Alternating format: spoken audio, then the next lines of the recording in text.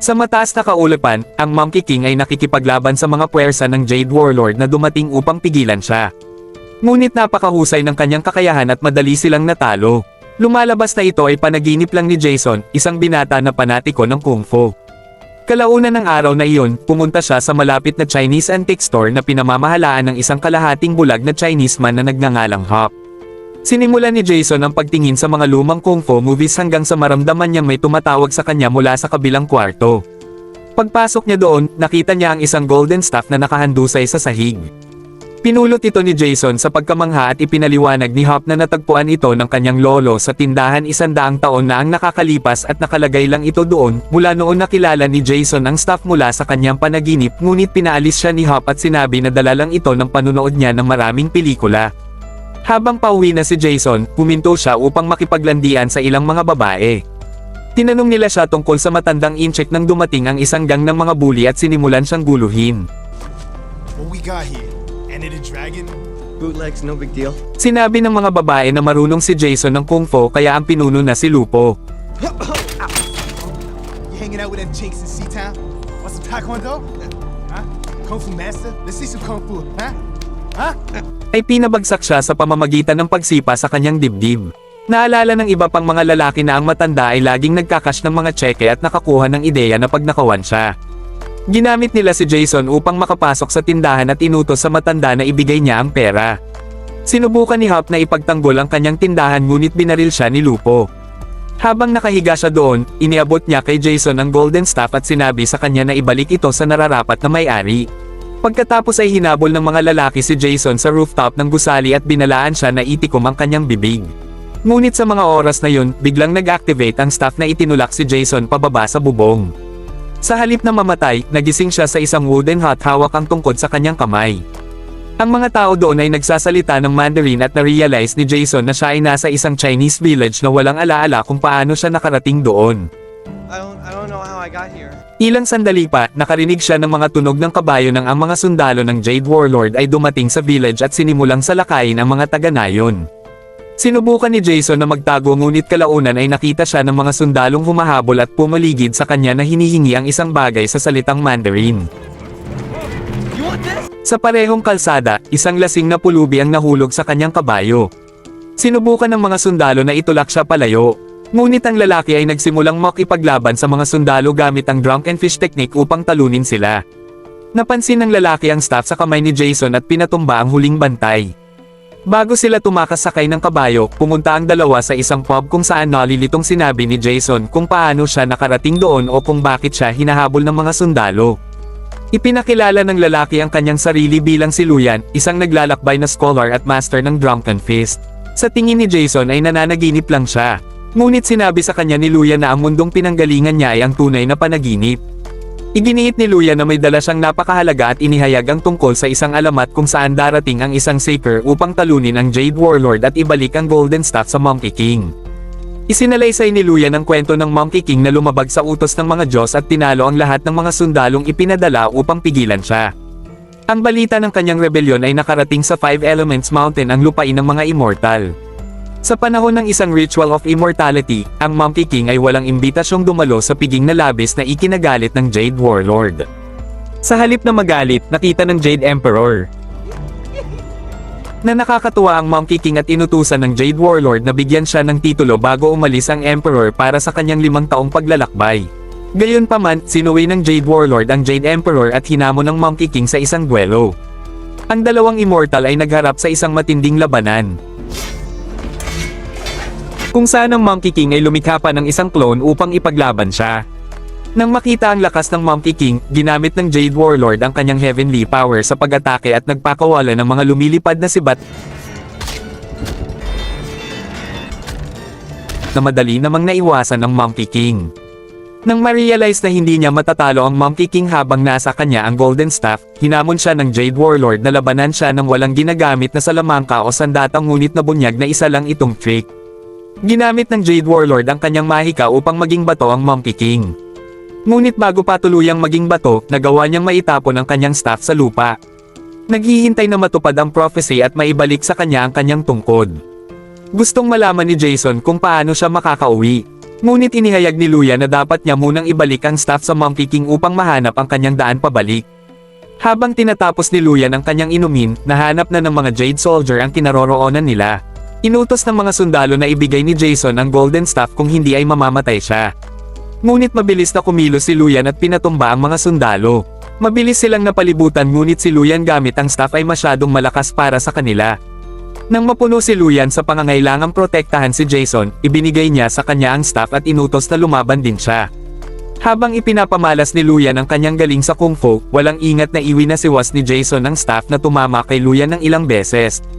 Pagkatapos ay kinuha ni Luyan ang staff mula sa kanya at tinapos ang natitirang mga gwardiya para lang makita ang isa pang hukbo na papunta sa kanila. Nang makita ito, agad niyang kinuha si Jason at nagmamadaling tumakas mula sa gusali. Mahuhuli na sana si Jason nang magpakita ang isang magandang babae at pinatay ang dalawang gwardya para iligtas siya. Kalaunan ay nakarating na sina Jason at Luyan sa lupa kung saan dumating ang babae para iligtas sila. May dala siyang dalawa pang mga kabayo at ang tatlo ay sinubukang makatakas sa lungsod. Habang hinahabol sila ng hukbo, dumaan sila sa bat bago tumakas sa gabi. Kinaumagahan, ang tatlo ay nagtungo sa kagubatan ng ibunyag ng batang babae na si Luyan ay isa ring immortal. You're immortal? Papunta na rin siya sa Five Elements Mountain. Ngunit tumangging sumama si Luyan at sinabing mauubos na ang kanyang alak. Dito nabunyag na ang dahilan kung bakit immortal si Luyan ay dahil sa alak na gumagana bilang kanyang elixir of immortality. Hiniling ni Jason na manatili si Luyan ngunit tinanggihan siya ng master at tumalikod na para umalis. Nakiusap si Jason kay Luyan na turuan siya ng Kung Fu at dahil sa kanyang pagpupumilit nagpa siya na siyang manatili. Nang gabing yun, excited si Jason na matuto ng mga techniques na napapanood niya sa mga pelikula. Ngunit pinayuhan siya ni Luyan na kailangan niyang i-empty ang kanyang baso. Sinabi niya na ang isip ni Jason ay puno na ng lahat ng mga bagay na nakita niya kaya't hindi siya matututo hanggang sa alisin niya ang laman ng baso. Literal namang inubos ni Jason ang laman ng cup na lalong ikinadismaya ni Luyan. Kalaunan, nakipag-usap si Jason sa babae na ipinahayag na ang kanyang pangalan ay Golden Sparrow. Sa Jade Palace, sinisiyasat ng warlord ang kanyang babae nang makatanggap siya ng balita tungkol sa Golden Staff at sa binata. Sa sobrang galit, pinatay niya ang mensahero at inutusan ang kanyang mga tauhan na ipatawag ang kanyang pinakamagaling na assassin. Kinaumagahan, mag-isang nagising si Jason sa kagubatan. Tinawag niya sina Luyan hanggang sa makita niya ang isang lalaking nakasuot ng puting damit na nakasakay sa kabayo. Hinabol ng lalaki si Jason sa kakahuyan at kalaunan ay kinuha ang Golden Staff mula sa kanya at tumakas. Ilang sandali pa, bumalik na sina Luyan at Sparrow at sinabi ni Jason sa kanila ang tungkol sa magnanakaw. Sinundan ng tatlo ang lalaki sa isang templo at nagtataka kung bakit siya tumigil doon. Nagpa siya si Luyan na pumasok sa templo at nakita niya doon ang lalaki na nagme-meditate. Nagtataka si Luyan kung bakit nagawang nakawin ng isang monghe ang staff. You have to give to me, or somebody might get hurt. At sinubukan itong bawiin mula sa kanya ngunit pinigilan siya ng monghe. Nagsimulang maglaban ang dalawa at hindi makapaniwala si Luyan sa lakas ng monghe.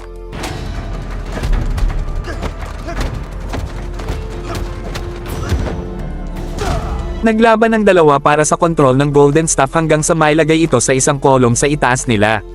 Sinubukan itong kunin ni Luyan ngunit mabilis siyang pinatumba ng monghe. Pagkatapos ay ibinunyag ni Luyan ang kanyang drunken technique at nagawang ma-overpower ang monghe gamit ang kanyang mga kakaibang moves. Gayunpaman, madaling naka-recover ang monghe. Pagkatapos ay ibinunyag niya ang praying mantis style at tumugon naman si Luyan gamit ang crouch ng tiger. Ang dalawa ay nagkaroon ng mahigpit na laban.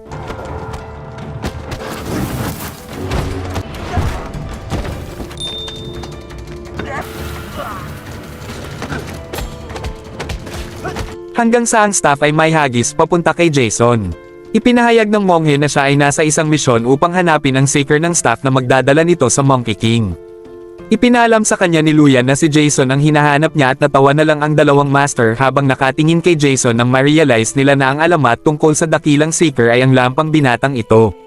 Kalaunan, sumama na ang monghe sa tatlo sa kanilang paglalakbay. Samantala sa pub, ang assassin ng Jade Warlord, si Nikhang ay ginamit ang kanyang letigo para patumbahin ang ilang lalaki bago sa kanya ibinigay ang punyal ni Sparrow na agad niya namang nakilala. Pagkatapos ay sinimulan na ni Jason ang kanyang pagsasanay kung saan tinuruan siya ni Luyan ng horse stance. Gayunpaman, hindi sumang-ayon dito ang monghe. Nagtalo ang dalawa sa kung sino ang dapat maging guro ni Jason at kung ano ang dapat niyang matutunan. Sinubukan ng dalawa na turuan si Jason ng sabay.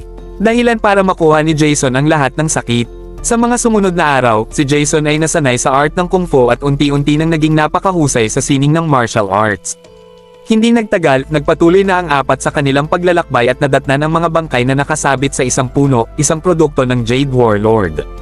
Sumigaw si Sparrow na dapat patayin ang Warlord para sa kanyang mga krimen. Ngunit sinabi sa kanya ng monghe na walang maidudulot na maganda ang pagtatanim ng puot laban sa sinuman. Sinabihan niya si Sparrow na bumalik na sa kanyang mga magulang ngunit nalaman niyang patay na sila. Isinalaysay ni Sparrow na ang kanyang ama ay isang government official na sumalungat sa Warlord at bilang resulta nawasak ang kanyang buong nayon at ang kanyang mga magulang ay pinatay nito. Plano niyang patayin ang Jade Warlord gamit ang isang Jade Hairpin na ginawa para pumatay ng mga immortal. Pagkatapos nito, ang apat ay nagpatuloy na sa kanilang paglalakbay. Samantala, ang assassin ng Warlord si Nick Hang ay mainit na sumusunod sa kanila. Kalaunan, ang apat ay tumawid sa napakainit na desyerto at sumilong sa isang kuweba nang tumama ang isang sandstorm. Iniisip ni Jason na hindi sila magtatagumpay at nagdududa na matatalo niya ang Jade Warlord ngunit pinayuhan siya ng kalbo na magtiwala sa kanyang training. Pagkatapos ng sandstorm, bumalik ang apat sa paglalakbay, dehydrated at pagod na pagod. Sinabi sa kanila ni Sparrow na si Luyan ay isang tawest immortal na kayang gumawa ng ulan ngunit nagdududa ang monghe sa kakayahan niya. Hindi nagtagal, naghanap si Luyan ng isang spot sa desyerto at sinimulan na ang ritual. Sa mga sandaling yun, tila gumana ang ritual at umuulan ng kaunti. Ngunit lumalabas na ang kalbo lang pala ito na nag-jingle sa kanya. Pagkatapos ay nakita na ng monghe ang Four Elements Mountain sa dayuan at ang apat ay nakahinga na ng maluwag. Patuloy na hinasa ni Jason ang kanyang mga kasanayan sa ilalim ng gabay ni Luyan at ng monghe at naghanda para sa paparating na laban. Dagdag pa dito, sina Jason at Sparrow ay gumugol ng oras na magkasama at kalaunan ay nagsimula ng mapalapit sa isa't isa. Nagtanong si Sparrow tungkol sa mga magulang ni Jason at nalaman na ang nanay niya lang ang kilala niya. Ang dalawa ay nagbahagi ng isang sandali nang biglang magpakita si Nick Hang. Inutos niya kay Jason na ibigay niya ang golden staff para makauwi na siya. Ngunit tinanggihan niya ito. Ipinaliwanag ni Nick Hang na sa sandaling ibalik niya ang staff sa Jade Warlord pagkakalooban siya ng immortality. Ginamit ni Nick Hang ang kanyang sandata upang subukang kunin ang staff ngunit pinigilan siya ng monghe. Pagkatapos ay ipinadala niya ang kanyang maliit na hukbo upang patayin ang mga manlalakbay. Ngunit ang apat na eksperto sa Kung Fu ay madaling naidispate ang mga lalaki. Hinabol sila ng isang malaking hukbo ngunit nagawa nilang makabalik sa kanilang mga kabayo at nakatakas. Pagkatapos ay nag-shoot si Nick Hang ng isang powerful arrow sa kanilang direksyon. Ang akala ng apat ay nakatakas na sila nang biglang huminto si Luyan at nahulog sa kanyang kabayo nang ang palaso ay tumama sa kanyang likod. Napagtanto nila na ubos na ang kanyang elixir at dinala siya sa isang malapit na monasteryo. Sinabi sa kanila ng head monk na masyadong malalim ang kanyang sugat at hindi siya makakasurvive. Ngunit sa tingin ni Jason ay mabubuhay siya kapag nakuha niya ang elixir of immortality. Sinabi ng head monk kay Jason na ang elixir of immortality ay nakatago sa palasyo na binabantayan ng Jade Army at may isang paraan lang upang makapasok dito. Sinabi ng monghe na may alam siyang ibang daan papasok ngunit kailangan nilang maghintay hanggang sa dumating ang eclipse sa loob ng 2 araw. Kalaunan, hinangaan ni Sparrow kung paano nag-grow si Jason. Hindi na isang duwag na binata kundi isa ng malakas na mandirigma. Tila napunta ito sa ulo ni Jason habang kinukuha niya ang golden staff at isang kabayo at umalis ng mag-isa papunta sa Jade Palace. Kalaunan, nakarating siya sa gate at pinalibutan ng Jade Army. Doon hinihintay siya ni Nick Hang at pagkatapos ay dinala na siya sa Jade Palace. Nakilala ni Jason ang Jade Warlord at sinabi sa kanya na ibibigay niya ang golden staff kung hahayaan niya siyang makuha ang elixir of immortality. Humanga ang Warlord sa kanyang katapangan ngunit naipangako na niya ang elixir kay Nick Hang. Upang lutisin ito, inutusan ng Warlord ang dalawa na maglaban hanggang sa kamatayan. Ilang sandali pa, nagharap na ang dalawa at si Jason ang gumawa ng unang hakbang. Gumaling na siya sa pakikipaglaban ngunit mas malakas pa rin si Nick Hang at madali siyang napabagsak. Naka-recover si Jason sa kanyang kinatatayuan ngunit ginamit ni Nick Hang ang kanyang sandata para ihagis at desarmahan siya. Pagkatapos ay ginamit niya ang kanyang buhok para desarmahan si Jason bago naghanda para tapusin na siya ngunit pinigilan siya ng Jade Warlord. Duguan at bagbog sarado. Si Jason ay hinawakan ng mga sundalo at ang Jade Warlord na ngayon ay hawak na ang golden staff ay inutos na patayin na ang binata. Puputulan na sana ng isa sa mga sundalo ang kanyang ulo nang lumipad ang 2 sibat. Nabunyag na gawa ito ni Sparrow at Monk at nagsimula silang makipaglaban sa mga sundalo. Sinubukan ni Nick Hang na kunin ang elixir ngunit pinigilan siya ni Sparrow at nakipaglaban sa kanya. Samantala, ginamit ng Jade Warlord ang kanyang magic para magpatawag ng lava para sirain ang staff. Ngunit bago pa niya ito magawa, naisalbo ito ng monghe. Pagkatapos ay nagsimulang makipaglaban ang monghe sa Jade Warlord ngunit sobrang lakas niya at hindi man lang natitinag sa mga pag-atake. Nagpatawag ang mga Jade Guard ng karagdagang reinforcement ngunit dumating din ang mga monghe mula sa monasteryo upang lumaban. Nagsimula ang karera para sa elixir kung saan sina Nick Hank, Sparrow at Jason ay nagpatuloy sa pakikipaglaban upang makuha ito. Hindi nagtagal ang elixir ay naihagis sa magulong silid. Ngunit sa huli ay nakuha ito ni Luyan at ininom ito. Dahilan para muling manumbalik ang kanyang lakas. Pagkatapos nito, agad siyang naglunsad ng pag-atake para tulungan ang kanyang koponan. Samantala, nakikipaglaban pa rin ang monghe laban sa makapangyarihang warlord. Ngunit dahan-dahan siya nitong nabugbog gamit ang malalakas na pag-atake. Sa kabilang banda, sina Nick Hank at Sparrow ay nagpapalitan ng mga malalakas na pag-atake at kalaunan ay nagawa ng makuha ni Nick Hank ang kalamangan. Ngunit nagpa siya si Luya na harapin siya. Ang monk ay halos matalo na sa pakikipaglaban-laban sa warlord nang bigla niyang hinagis ang golden staff kay Jason na sinabi sa kanya na ibigay ito sa estatwa sa silid. Pagkatapos ay hinampis ni Jason ang rebulto gamit ang golden staff na nagdulot ng napakalaking pagsabog.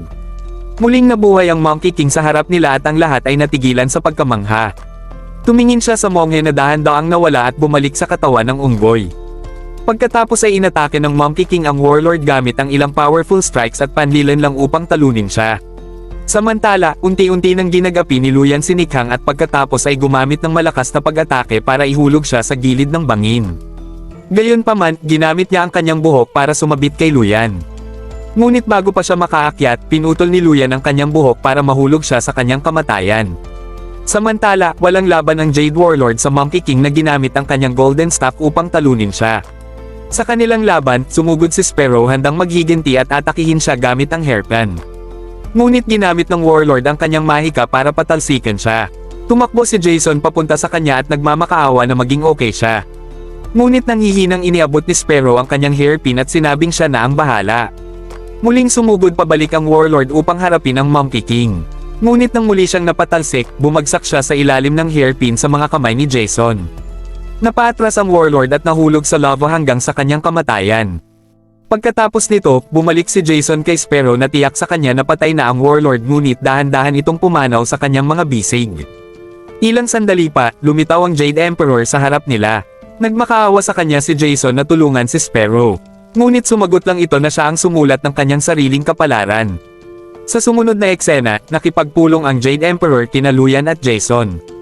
Inalok niya kay Jason ang anumang bagay sa mundo ngunit pinalam ng binata na ang gusto niya lang ay makabalik sa kanyang mundo. Pagkatapos ay tumayo si Jason sa portal at literal siyang henepan ng Jade Emperor pabalik sa kanyang mundo. Nagising si Jason sa kalye kung saan siya nahulog habang sinusubukang takasan ng mga bully. Kalaunan ay naabutan siya ng mga lalaki at sinimulan siyang ihagis ni Lupo na pinagbantaan siyang itikom ang kanyang bibig sa nangyari kay Hop. Noong una, hinayaan niyang makapagpatama ng ilang suntok si Lupo ngunit kalaunan ay ipinamalas niya ang ilang Jackie Chan moves at binugbog ang bully. We don't have to do this.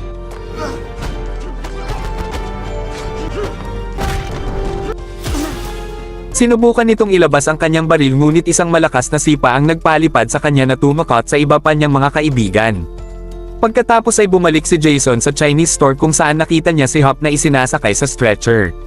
Binati niya si Jason sa pagtupad sa misyon at nagbiro pa na isa talaga siyang immortal bago siya inihatid sa ospital sakay ng ambulansya.